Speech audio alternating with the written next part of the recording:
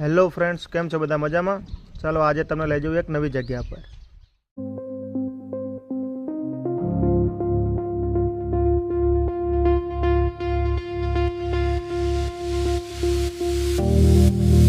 Road trip, this is a road trip. Road trip, this is a road trip.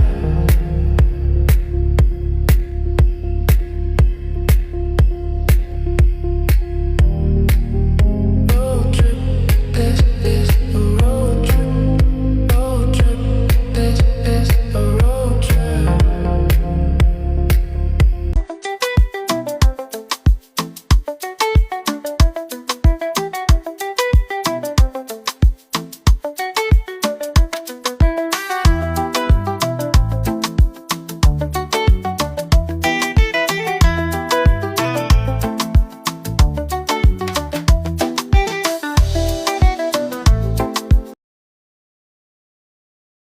Friends, આપણે આવી ગયા છીએ નાયકપુર, સીતાપુર અને વાલેવડા સીમની વચ્ચે આવેલા એક હનુમાનજીના મંદિરે. તો ચલો તમને બતાવો હનુમાનજીનું મંદિર કેવું છે, શું છે આનો ઇતિહાસ, દરેક વસ્તુ તમને બતાવો.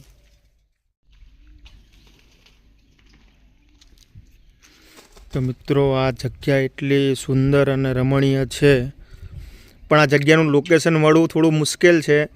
એટલે લોકેશનના કોઈ પણ આવે તો લોકેશનના સહારે આવવું. અમે પોતે પણ અત્યારે અટવાઈ ગયા હતા દર વર્ષે આવવા છતાં. ચલો તમને મંદિરમાં દર્શન કરાવું હનુમાન દાદાના.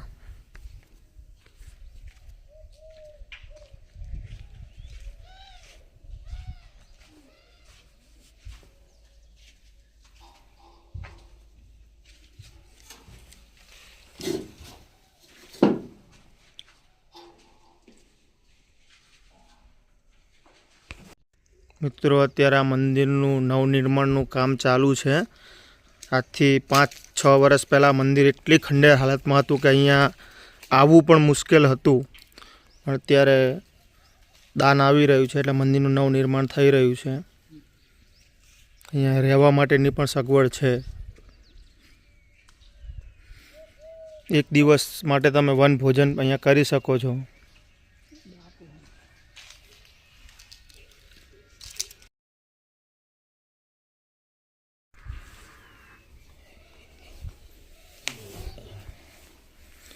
બાપુ, આ મંદિર કેટલા સમય જૂનું હશે? આ મંદિર તો 5,000 વર્ષ પહેલા 5000 વર્ષ પહેલાનું. જ્યારે રામ ભગવાન અહીંયા પરિક્રમા કરી ગયેલા છે. અહીંયા બાજુમાં સીતાપુર ગામ છે ને, હા, ત્યાં રામ ભગવાન સીતા માતાને પરણવા આવેલા છે. તારનું નામ પડેલું છે સીતાપુર ગામ. સીતાપુર ગામથી મળીને અહીંયા વાલેવડા ગામ છે. આપણા ગુજરાતની અંદર કોઈ બી જગ્યાએ તમે જાઓ, વાલ્મીકી આશ્રમ નથી. હા ના. તો ત્યારે જ્યારે રામ ભગવાને સીતા માતા ઉપર શક નાખ્યો હતો ને, ત્યારે આ વાલેવડામાં વાલ્મીકી આશ્રમમાં રાખવામાં આવ્યા હતા માતાજીને. તો માતાજી આશ્રમમાં રાખવામાં આવ્યા હતા. તો અહીંથી આ રસ્તેથી ચાલતા અહીંયા ઝોલાહર ક્યાંક તળાવ છે સીતાપુર આજુબાજુ છે ને, અહીંયા એમના વસ્ત્ર ધોવા જતા. ત્યારે અહીંયા રિટર્ન થઈને નીકળતા ને, તો ત્યારે સીતા માતાને ડર લાગતો કે મને એમ કે સ્ત્રી છે એટલે ડર તો લાગે ને. હા, લાગે. તો ત્યારે આ હનુમાન દાદા માતાજીની એક રક્ષણ માટે આવતા. તો ત્યારે સીતા માતા અહીંથી નીકળ્યા હતા. ત્યારે લગભગ સંધ્યાનો ટાઈમ હશે, એટલે સાંજનો આ જ ટાઈમ હશે. ત્યારે આ સીતા માતા જતા હતા. ત્યારે એમની પાછળ પાછળ હનુમાન દાદા જતા હતા. તો સીતા માતાને એવો સંકેત થયો કે મારી પાછળ કોક છે. ત્યારે સીતા માતાએ લમણો વાળ્યો. ત્યારે હનુમાન દાદા એક વાંદરનું રૂપ લઈને બેઠા હતા. ત્યારે સીતા માતા એવું કીધું કે હંમેશા તે મારી રક્ષા કરી છે, પણ આ ભૂમિ પર તું રહે છે. તાનનું અહીંયા હનુમાન દાદા વિરાજમાન થયેલા છે. સૌ આ વિશ્વની અંદર પહેલા વિરાજમાન થયા હોય તો આ જગ્યા ઉપર. આ જગ્યા પર હનુમાન દાદા વિરાજમાન આ ધરતી પર થયા હોય તો આ જગ્યા ઉપર. આ જગ્યાનું નામ છે ઉસનગઢ.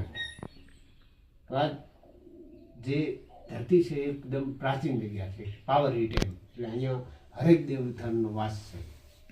અને બાપુ, અમે એવું સાંભળ્યું છે કે અહીંયા દાદાની નજર જ્યાં પડે છે ત્યાં ઘણું બધું ખજાનો છે. હા છે, પણ હવે તો દાદાની દાદાની મરજી હોય તો દાદાને જેની ઉપર ભાવ જાગશે અને જેની ઉપર એમનું મન બેસે એને અવશ્ય બતાવશે અને એને દેશે. પણ જ્યારે દાદાનું મન જાગે તો તો આ કે નહીં, બાકી તો અહીંયા બધા ખાડા ખોદી ખોદીને વહી ગયા છે, કોઈ કઈ મળ્યું નથી. પણ એની મરજી હોય તો અરજી થાય ને કે થાય નહીં. આ દાદાનું નામ છે ચેતન હનુમાન દાદા. આ એક ચેતન જગ્યા છે. અહીંયા રાતનું કોઈ બીજા માણસ નથી રહી શકતા, સાધુ સંત રહી છે, અનેક સાધુ આવે, અનેક જતા રહેશે, પણ જેનું ભજન સાચું હોય ને જેની ઉપર દાદાનું મન માને એને રહેવા દેશે, બાકી બધાને રવાના કરી દેશે. સાધુ મહાત્મા જોડે ચર્ચા કરી, એમની પાસેથી સારી એવી માહિતી મેળવી. આ જગ્યા 5000 વર્ષ જૂની છે, 5-10 હજાર વર્ષ જૂની છે અને અહીંયા સીતા માતા આવેલા છે એવું સાધુ મહાત્માએ કીધું આપણને. તો મિત્રો, આવી જ અવનવી બીજી જગ્યાઓ જોવા માટે લાઈક કરતા રહો, શેર કરતા રહો અને ફોલો કરતા રહો અને કોમેન્ટમાં લખો જય બજરંગબલી. ત્યાં સુધી જય માતાજી, જય અંબે, જય બજરંગબલી.